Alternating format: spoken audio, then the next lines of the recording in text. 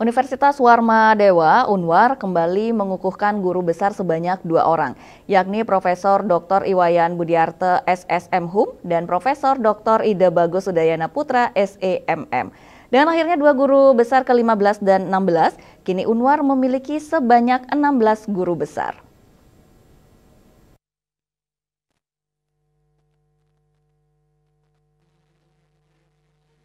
Universitas Warma Dewa Unwar kembali menorehkan capaian akademik dengan melahirkan 2 guru besar ke-15 dan 16.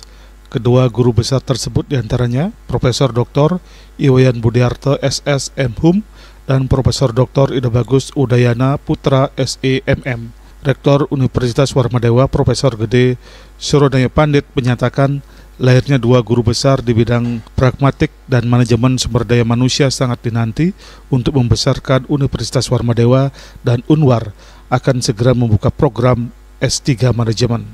Hadiran 2 guru besar ini sangat diharapkan dan sangat dinanti, paling tidak untuk membesarkan Universitas Warma Dewa, dan diantaranya yang kita tunggu adalah akan segera kita wujudkan program studi doktor S3 bidang manajemen dengan kelahiran 1 orang guru besar di bidang sumber daya manusia.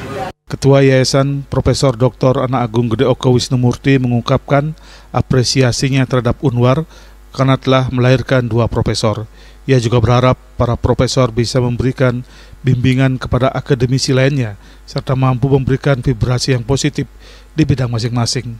Kami berharap bahwa para profesor bisa memberikan bimbingan, tuntunan, dan tentu pendampingan kepada junior-juniornya.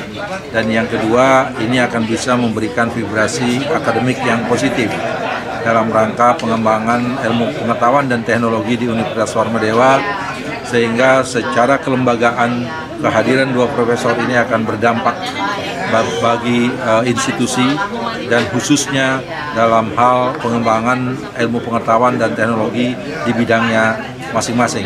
Guru besar bidang pragmatik Profesor Iwayan Budiarte menyatakan capaian guru besar yang diraih telah melalui proses panjang.